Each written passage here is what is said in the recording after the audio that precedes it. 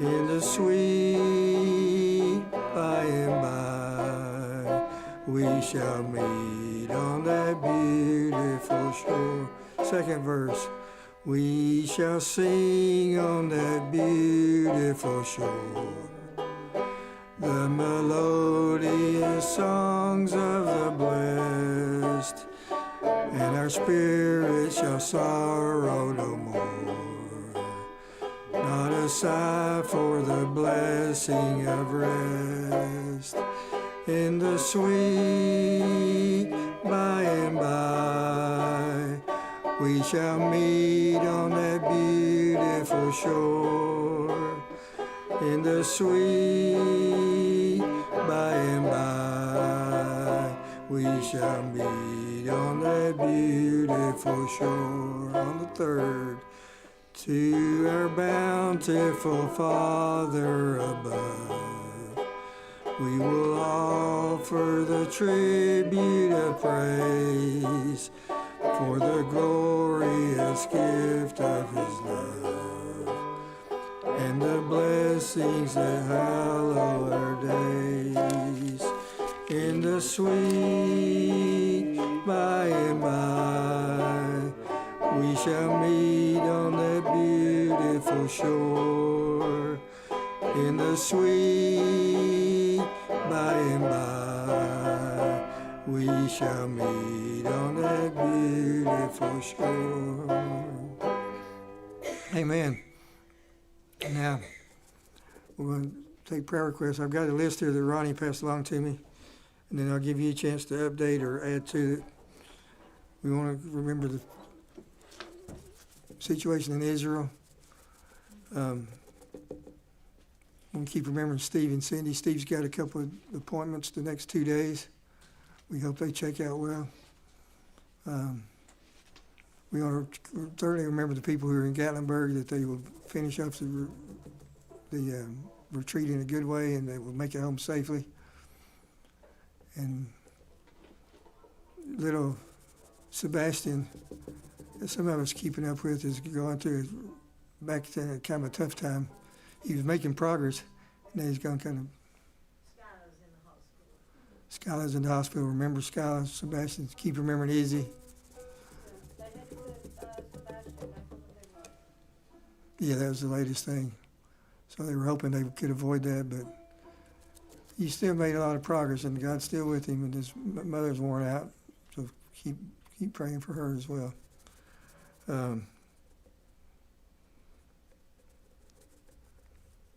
Debbie's son Wayne, remember him.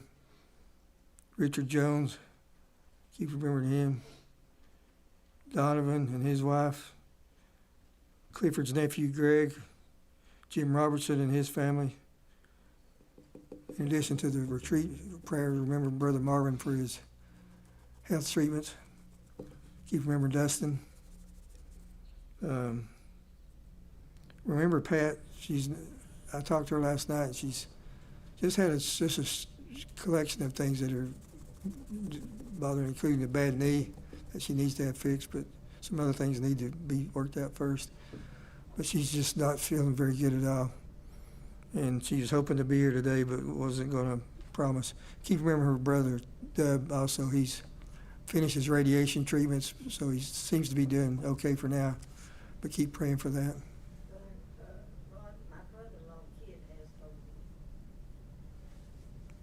Lois's brother-in-law.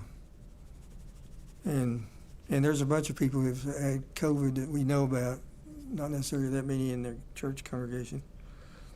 But also remember Pat's brother Dub's daughter, Pam, who's had her own cancer fight, she and her husband, the past year.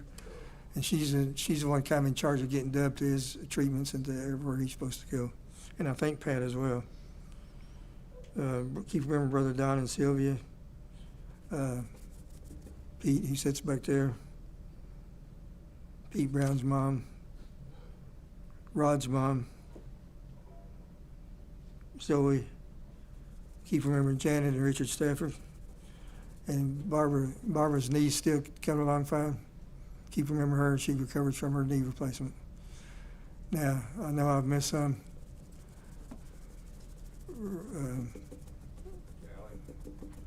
yeah, Tally, my stepson, who's paralyzed from the waist down.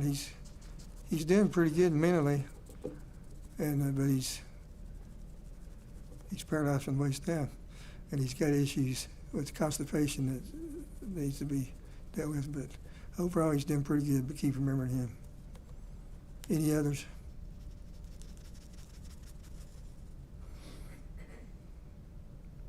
Well, Raymond, I'm going to ask if you would to lead us in prayer for these and for the service. Father, for this day and the privilege of being in your house, we're certainly thankful. Bless all of your requests, you know what they need. It will be done in your time, not ours. Be with the ones that sing out and learn. Have a safe trip back. Just keep us in your will for us. Amen. Turn to number 546. 546. We'll take up the offering after we do this one. Love lifted me. Are you ready? Here we go. I was sinking deep in sin, far from the peaceful shore, very deeply stained within, sinking to rise no more. But the master of the sea heard my despairing cry. From the waters lifted me, now safe am I. Love lifted me, love lifted me. When nothing else could help, love lifted me, love lifted me, love lifted me. When nothing else could help, love lifted me. Second verse. All my heart to him I give, ever to him I cling. In his blessed presence live, ever his praises sing. Love so mighty and so true, merits my soul's best songs. Faithful, loving service to him belongs. Love lifted me, love lifted me. When nothing else could help, love lifted me, love lifted me, love lifted me. When nothing else could help, love lifted me. Steve, lead us in prayer for the offering.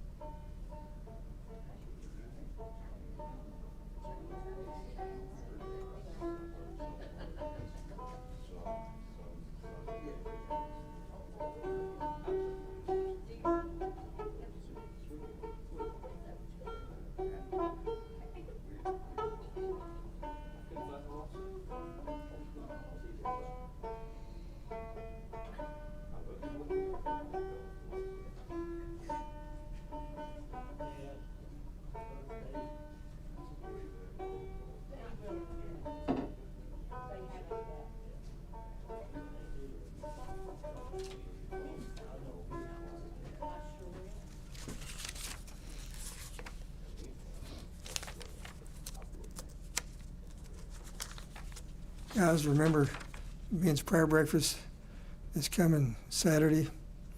In the bulletin, it says it's on the 12th, but I don't think y'all are doing it on Monday. So it should be the 10th. And though this Wednesday is the first Wednesday of the month, so it's when we have a 6:30 special prayer time before the church itself, issues of the church, and then we'll have our regular prayer meeting and Bible study at 7. And then Wednesday week is Valentine's banquet. And you don't have to have an official Valentine to come. You're all welcome, and it starts at 6 o'clock. We'll be planning ahead for that. Anything else we need to know about? Then turn to number 572. Birthdays. We got birthdays.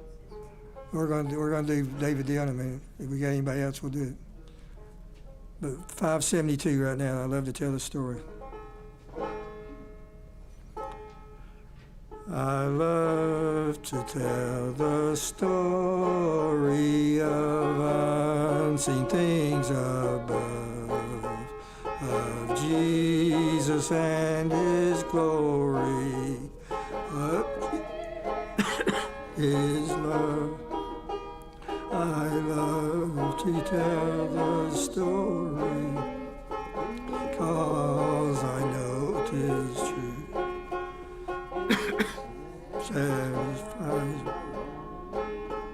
as nothing else can do.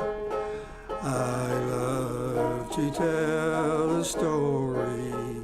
'Twill be my theme and glory to tell the old story of Jesus and His love. Second verse. I love to tell the story, 'tis pleasant to repeat what seems each time I tell it more wonderfully sweet. I love to tell the story, for some have never heard the message of salvation from God's own holy word. I love to tell the story. 'Twill be my theme and glory to tell the old story of Jesus and His love. On the third. I love to tell the story for those who know it best, seem hungering and thirsting to hear it like the rest. In instincts of glory, I sing the new song. 'Twill be the old story that I have loved so long. I love to tell the story.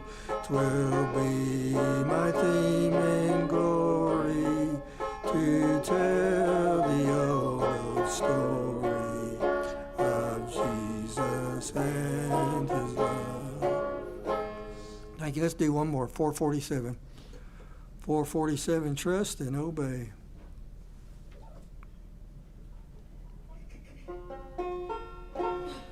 Are you ready? When we walk with the Lord in the light of His word, what glory He sheds on our way. Let us do His good will. He abides with us still, and with all who will trust and obey.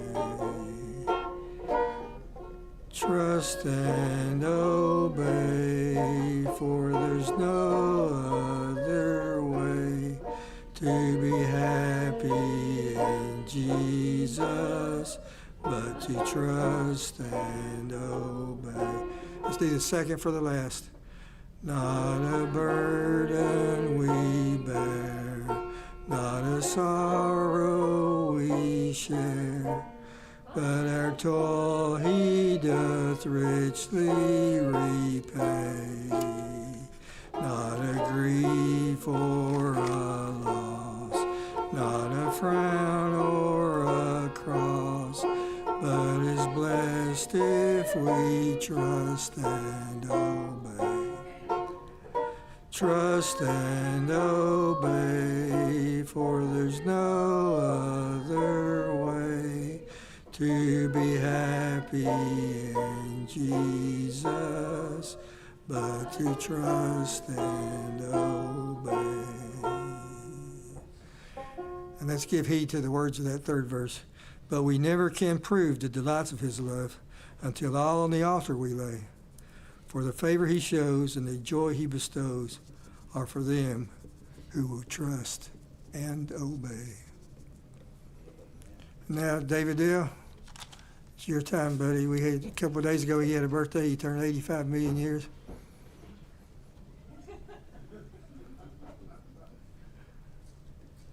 Did anybody else have a birthday recently and we haven't sung to you, or you have one this coming week? Let's sing. Let's sing happy. Go along, buddy, at my age.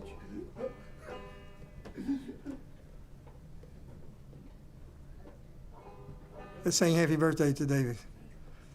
Happy birthday to you. Happy birthday to you.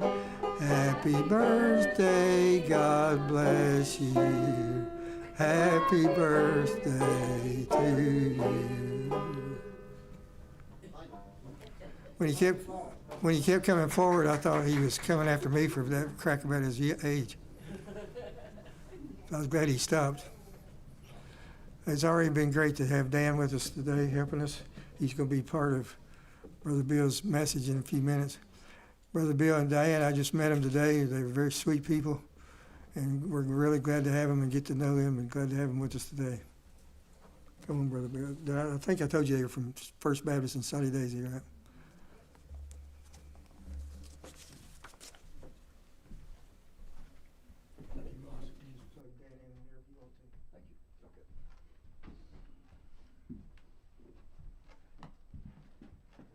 Good morning. Good morning. Marvin called me last week and said he was going to be leading a big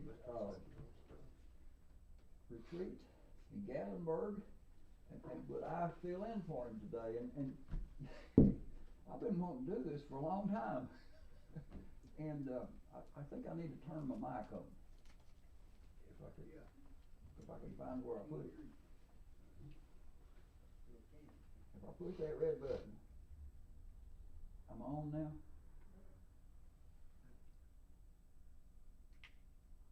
Am I on now? Okay, y'all can hear me? If you can't hear me, wave or something. That's got to go back in this pocket. Now, Dan Barquist, I invited Dan to come today and bring his banjo. And Dan has a testimony that I'd like for him to share with you. Dan's not from around here, and I'm glad he's here. He's from Iowa, the place where they have real cold weather and heavy snows, and Dan was visiting back home in Iowa, and something that happened to him that shouldn't happen to anybody, and it impacted his life. And Dan, would you just come?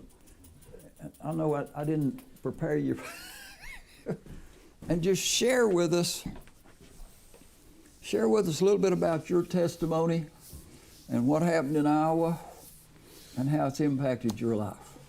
And then I've got a song that goes with it. And in Labor Day weekend of 2019, I'd gone up to Iowa. I've still got a sister up there, and I got a lot of friends in that up there. And so I'd gone up there, and I started feeling pretty bad there.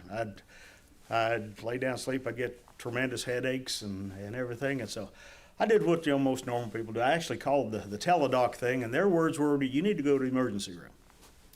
Well, me being a man, I don't need to go to any emergency room. Well, about 2 days later, I was in a car. It got to the point where I was getting double vision and I couldn't hardly walk. So they hauled me to a local hospital, and they immediately put me in an ambulance and sent me to the University of Iowa Medical Center. And they said I was having a stroke. Not a normal stroke. Normal stroke is where the blood can't get into your brain. Well, mine was the vein coming out of the brain was plugged up, so that's why I was getting the tremendous headaches. My heart was racing, trying to push blood through. I was in the ICU for 8 days. When I first got there, my sister, they got a hold of her. She came down, and they told her, they said, well, it didn't kill him outright. He's not in a coma, so he will probably be okay. That was the words of encouragement, that I would probably be okay. And there's a couple points to my testimony. One was word filtered back. Bill was one of them. They saw that, what was happening, and it's the power of prayer. There's a reason we come to churches and gather, because there's times I couldn't pray. I don't remember the first 4 or 5 days there. But it's the power of prayer. Amen. The power of prayer was, I know, probably at least 9 or 10 different churches had me on their prayer lists, and preachers and members were actively praying for me. And like I say, about 8 days, they took me out of intensive care, and I was in the hospital a total of 11 days. And towards the end, and when I finally was able to, I'm praying, I said, Lord, you've had me playing music, and I've gone out singing. I guess now I've been to about 135 different churches. Sometimes I play, sometimes I'm just there to worship. But I said, Lord, you've brought me through this, and there's a reason. You could have brought me home, and I would have been perfectly fine with that. And I said, if you're wanting me to get out and play more music, let me be able to pick up this banjo and still be able to play. Make my fingers work. Make my voice still work. And so the first thing I did when I got out of the hospital, my sister took me to bed and breakfast up there where I'd been staying. A friend of mine runs it. And first thing I did when I walked in the door was I picked the banjo up. I said, well, let me see if I can still play this thing. And I did. So at that point, I made a promise to the Lord. I said, I will redouble my effort to go out different places and singing, and I will give my testimony of what God has done for me and what He's brought me through. I know many people that have had strokes, and they did not have near the outcome that I did. So I go around to different places, like this morning. This has happened before. Well, this morning I got up, and for whatever reason, I did not get moving as fast as I should have. My original plan, I was going to go to New Salem Baptist Church, which is like a mile from my house. That's where my plan was to go this morning. Well, in fact, I called Bill to tell him, yep, I'm not going to make it. I'm just going to go to New Salem. And I said, I've got 35 minutes, and it says it's going to take me 30 minutes to get over to here. He says, well, come on. Okay, so I took off and come on here. Little did I know that your pianist was not going to be here today, but the Lord has done that many times. I'll be driving down the road. I'm going to go to Midway Baptist Church tonight. I start going by Union Fork Baptist Church, and the Lord tells me to turn. Okay, I turn in, and I get there, and their musician or their choir leader, whatever, is out. So the Lord has opened a lot of doors for me, but I do my best to try and fill in where He wants me to be at. So that's why I'm here this morning. I'm going to sing this song. It's called In the Time That You Gave Me. Most of the songs that I sing are old songs out of the old Redback hymnal or something in that range. This one is probably only about 10 years old or so now, but the message in this song is what I've gone through. It's in the time that you gave me, did I give all I could give? Did I love all I could love? Did I live all I could live? Was my faith in your grace strong enough to save me?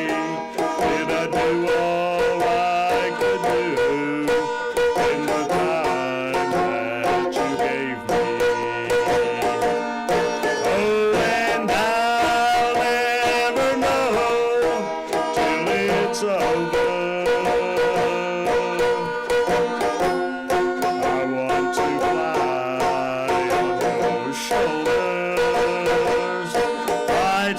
strayed from your path, might have gone a little crazy. I'd like to think I did you proud in the time that you gave me. In the time that you gave me, did I face the devil down? Did I make him turn away every time I stood my ground? If today is the day you should decide to take me, did I do all I could do in the time that you gave me? Oh, and I'll never know till it's over.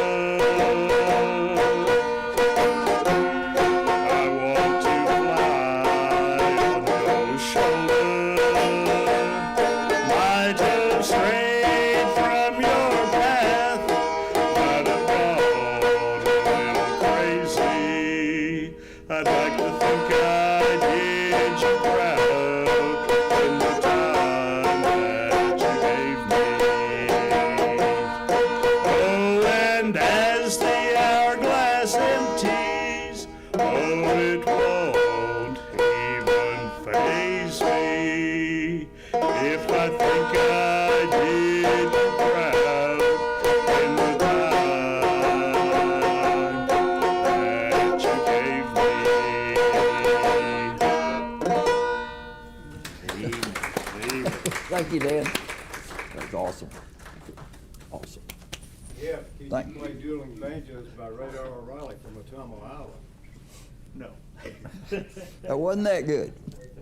In the time that you gave me.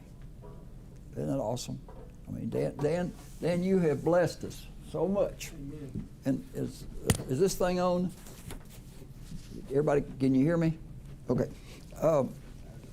Like I said before, Marvin called me last week and said he was going to be conducting a retreat up in Gatlinburg, and would I fill in for him today? And actually, I thought this would happen last year when Marvin was having his medical problems. He was in the hospital for a week, and they gave him medication that he was allergic to, and he kept getting worse. And I've known Marvin for several years through the Hamilton County Baptist Association.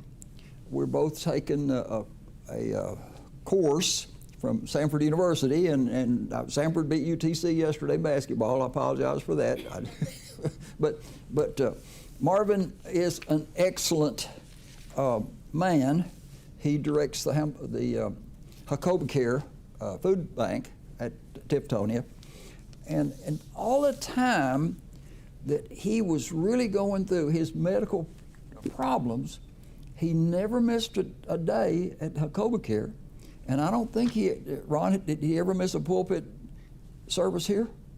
I don't think he did. I think maybe one. Maybe one, but I really thought that he would call me to do that, and he didn't.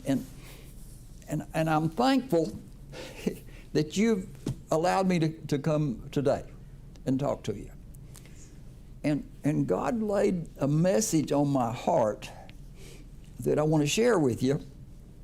And the way that I feel we need to know God.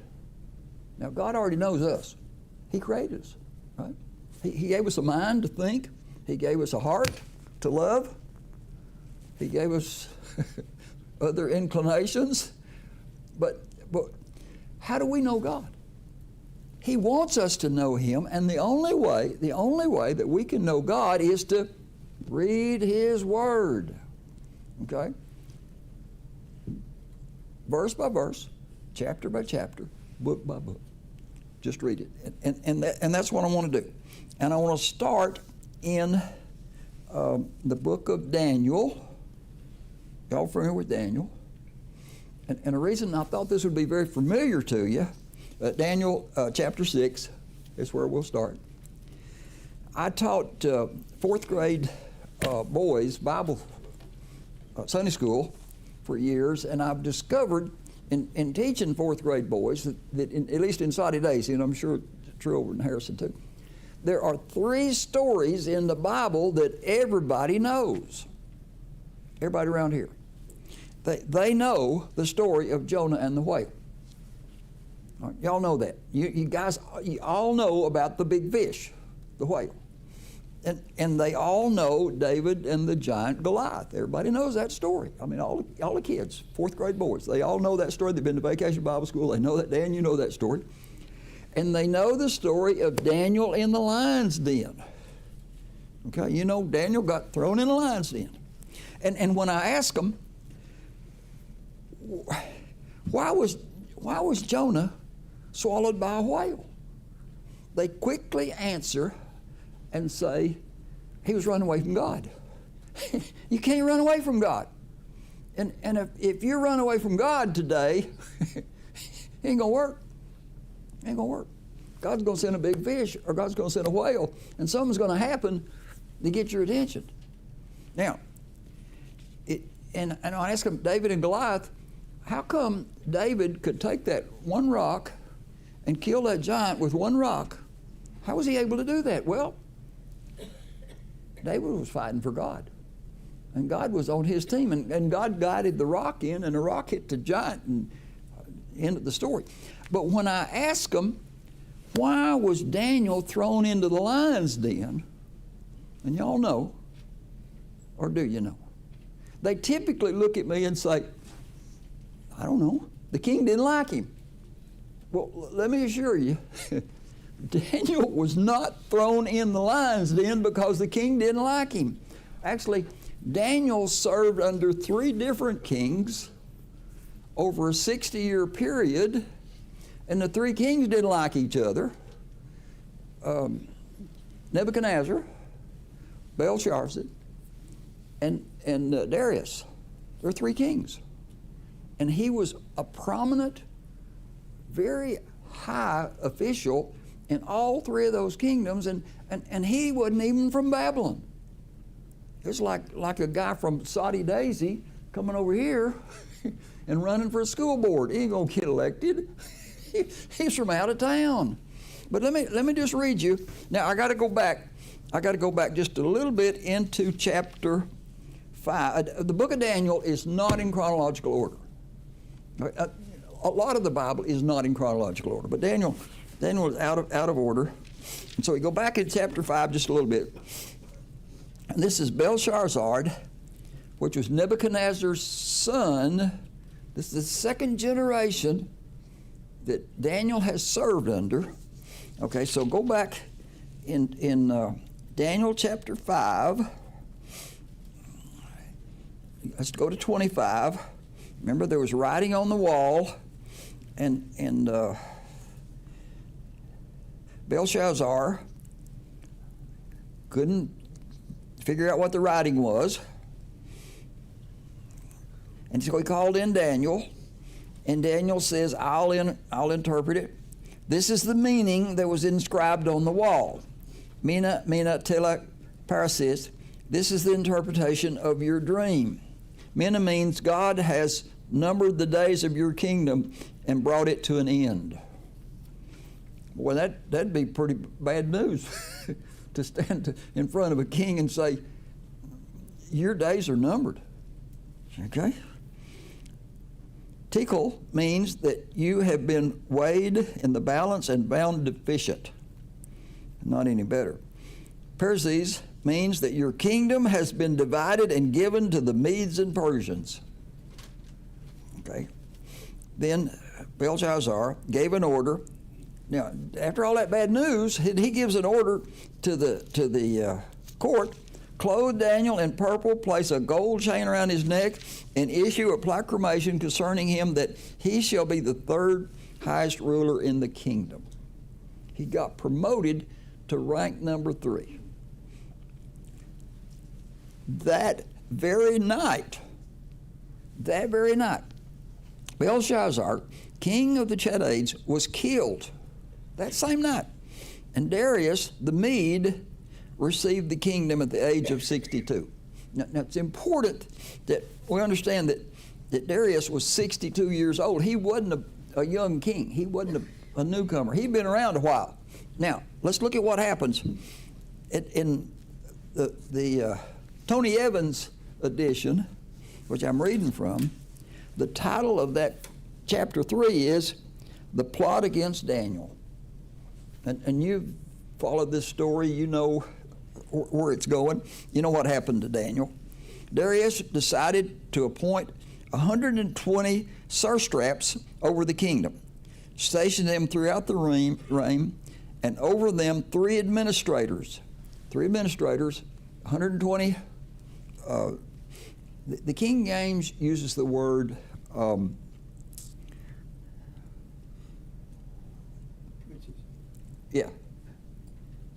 princes.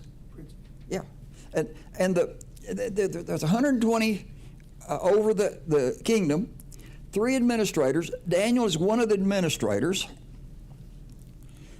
And the reason he did that is so that the king would not be defrauded or damaged. King James says would not be damaged.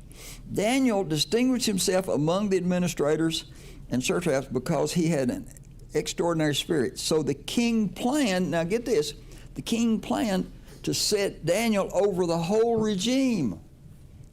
He was going to be the main guy over the whole. Now this is the Medes and Persians have taken over Babylon, so they're in control of most of the world at that point. Now he's getting ready to put Daniel over this whole organization. The administrators, therefore, kept trying to find charges against Daniel regarding the kingdom. They didn't like him. He wasn't from Saudi Daisy. You remember where Daniel came from? When the northern kingdom fell, they were all taken into exile. Daniel and Meshach, Abednego, they were all taken as captives. They were slaves. Now here's the guy. He's going to be the number one under the king for the whole country. And so what do the other leaders plan to do? The administrators kept trying to find a charge against him, but they could not find any corruption, for he was trustworthy, and no negligence or corruption could be found in him. Daniel was one fine man. And when I read that, I'm thinking Marvin Kirkpatrick. I'm thinking of your pastor, a man of utmost integrity and absolutely a one fine gentleman. So the men said, "We will never find any charge against Daniel unless we find something against him concerning the laws of his God." The plot coming. You see it? So the administrators went together to the king and said to the king, "May King Darius live forever." Now, he's only been in this job maybe a couple of weeks. And the administrators of the kingdom, all the administrators of the kingdom, the satraps, the advisors, and the governors have agreed that the king should establish an ordinance and enforce an edict for 30 days. Here's what they proposed. Anyone who petitions any god or man except you, the king, will be thrown into the lion's den. Now, Daniel wasn't there when they made that proposal, and the king was probably flattered. "Therefore, your majesty, establish the edict and sign the document into law, the law of the Medes and the Persians. It is irrevocable and cannot be changed." So the king was probably flattered that they were, for 30 days, they were going to pass this law that nobody can pray to any god except to the king. So the king signed the edict. Where was Daniel? He wasn't there. He wasn't there. Verse 10. chapter 6, verse 10. When Daniel learned that the document had been signed, okay, when learned the document was signed, he went to his house. The windows in the upstairs room opened toward Jerusalem. When he prayed, he faced Jerusalem. And 3 times a day, he got down on his knees and prayed and gave thanks to God, just as he had done before. Then these men went as a group and found Daniel petitioning and imploring his God. So they approached the king, they went to the king, and asked about the edict. Didn't you sign an edict that for 30 days any person who petitions any god or man except you, the king, will be thrown into the lion's den? You know, now they just in there and talked him into doing it, and now they come back and say, didn't you just sign this thing? And the king said, yeah. As a law of the Medes and Persians, the order stands and is irrevocable. Apparently when the Medes and Persians passed a law, it couldn't be changed. It was permanent, and they knew that. Then they replied to the king, Daniel, one of the Judean exiles, he was an exile, he had been brought into Babylon in captivity, has ignored you, the king, and your edict you signed, for he prays 3 times a day. And as soon as the king heard this, he was very displeased. He set his mind on rescuing Daniel and make every effort until sundown to deliver him. He realized he'd been had. He realized he'd been set up. Then the men went together to the king and said to him, you know, your majesty, that is the law of the Medes and the Persians, that no edict or ordinance of the king established can be changed. At the end of the day. So the king gave the order, and they brought Daniel and threw him into the lion's den. And the king said to Daniel, now get this. The king said to Daniel, the king's standing there. He said, may your God, whom you continually serve, rescue you.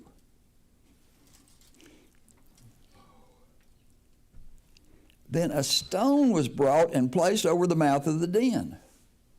You know, can you think of any other place where there was a stone rolled across in front of the grave? It's very similar. The king sealed it with his own signet ring and with the signet rings of the nobles, so that nothing in regard to Daniel could be changed. Then the king went to his palace and spent the night fasting, no diversions, and he could not sleep. Could not sleep. The king had a terrible night. Couldn't sleep. Verse 19. At the first light of dawn, the king got up and hurried to the lion's den. When he reached the den, he cried out in an august voice to Daniel, Daniel, servant of the living God, has your God, whom you continually serve, been able to rescue you from the lions? What do you think that? What do you think the king expected to hear? What do you think? Daniel spoke with the king. May the king live forever. My God sent his angel and shut the lion's mouth, and they haven't harmed me. For I was found innocent before him and also before you. Your majesty, I have done no harm. The king was overjoyed and gave orders to take Daniel out of the lion's den. When Daniel was brought up out of the lion's den, he was found to be unharmed, for he trusted his Lord. The king then gave the command that the men who had maliciously accused Daniel were brought and thrown into the lion's den. Now this was a standard procedure. When you were king and the people you didn't like, you took them out. But now here's the part I want to emphasize to you. He threw the men into the lion's den. But look at the next sentence. Their children and their wives. So were the wives in on this plot? Probably they talked. You got to assume they went home and talked to their wives, and they knew this was a set-up deal. But the children. That seems a little harsh to throw the children in. But now get this next sentence. They had not reached the bottom of the den before the lions overpowered them and crushed all their bones. It's the same lions that Daniel spent the night with down there, and now they have taken out all the people. Then King Darius wrote to those of every nation and language. Now remember, he had taken over from Belshazzar, and that he was in control of most of the world at that time. So he's writing to in the language to the people on the whole earth. May you prosper, abound, and I issue a decree that in all my domain the people must tremble in fear before the God of Daniel. Now here's why. For he is the living God, and he endures forever. His kingdom will never be destroyed, and his dominion has no end. He rescues and delivers. He performs signs and wonders in the heavens and on earth. For he has rescued Daniel from the power of the lion. So Daniel prospered during the reign of Darius. Now, that's the part that's not in the children's story of Daniel the Lion's Den. You've told the children's story where Daniel's sitting there with all the lions, and they're like a bunch of big dogs. But the fact that the evil men that set him up to fail ended up being lion food. Okay. Why? Why was Daniel different? He prayed 3 times a day. Okay, and when he's in his prayers, he's in captivity. He's not back home. He's in Babylon. He doesn't want to be in Babylon. He wants to be back in Jerusalem. Now, Daniel is probably over 80 years old at this time. He served in a high position under 3 kings: Nebuchadnezzar, Belshazzar, and now Damon.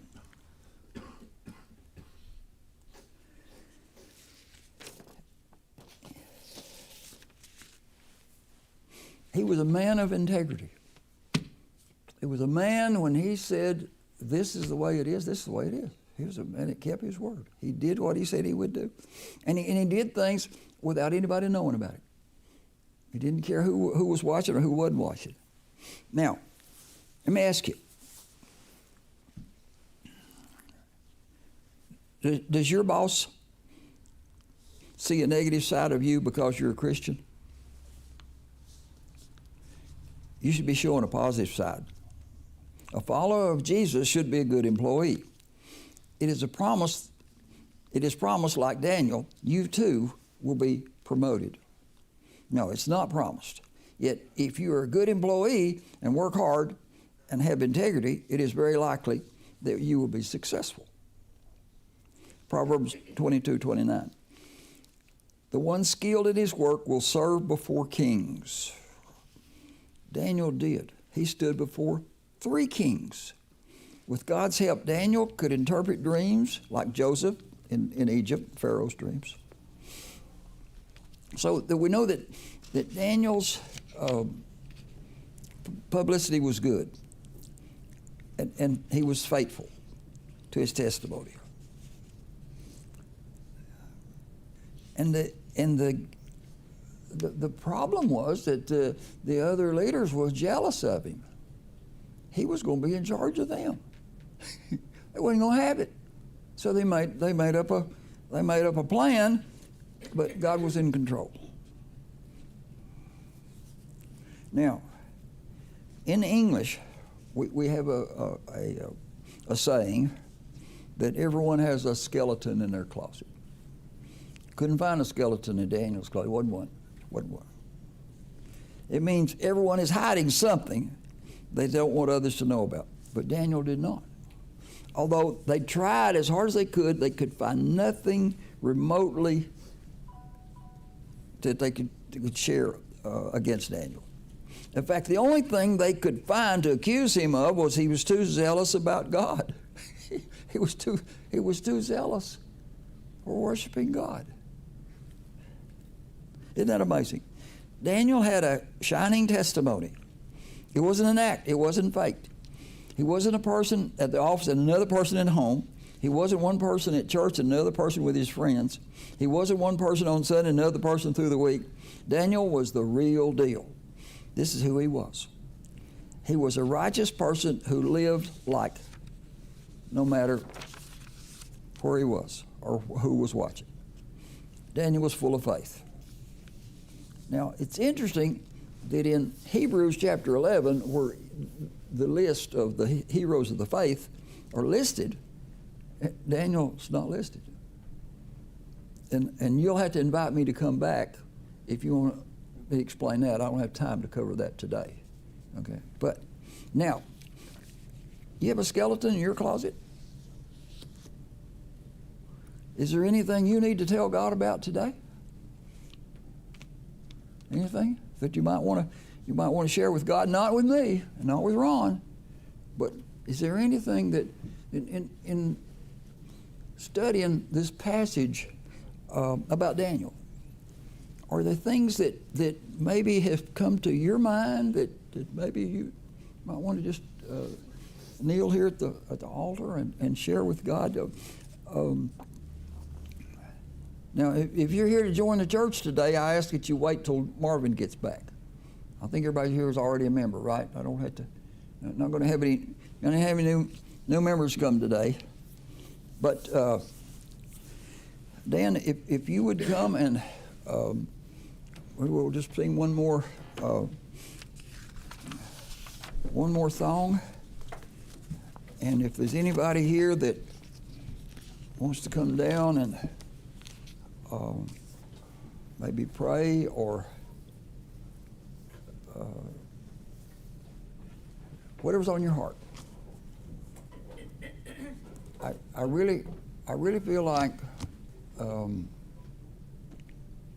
there may be something that you might want to just share with God.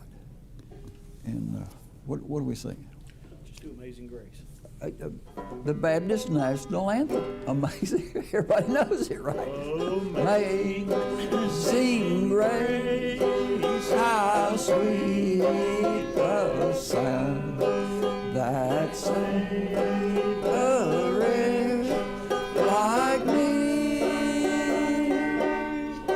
I once was lost, but now am found. Was blind, but now I see. Was grace that taught my heart to feel, and grace my fears renewed. How precious did that grace appear, the hour I first believed. Through many dangers, toils and snares, I have already become His grace has taught me safe thus far, and grace will lead me home.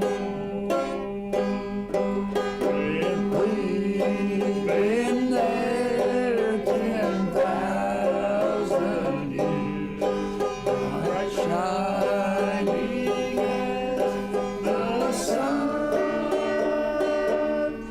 there's no less days to sing God's praise than when we first begun. Thank you for being here today, Ron. Thank you, Brother Bill, thank you, Dan. Let's go to the Lord in prayer. Lord, thank you for all you do for us. Thank you for what you've done for us here today. Thank you for the ones who were able to go on the retreat. And bless it. We pray you take out a good blessing from it. And continue to enhance their relationship with you. And we also thank you for the special container and the leadership and help us with our service. Thank you, everyone here. Help us to come to the prayer request. Give us our prayers through the week. Be with the situations that brought the prayer request. Go with us as we go from here. Help us to find some way to bless others around us. Help us to be on the lookout for people in need. Help us to shine a light in the darkness of the world. In Jesus' name we pray. 60 years ago today,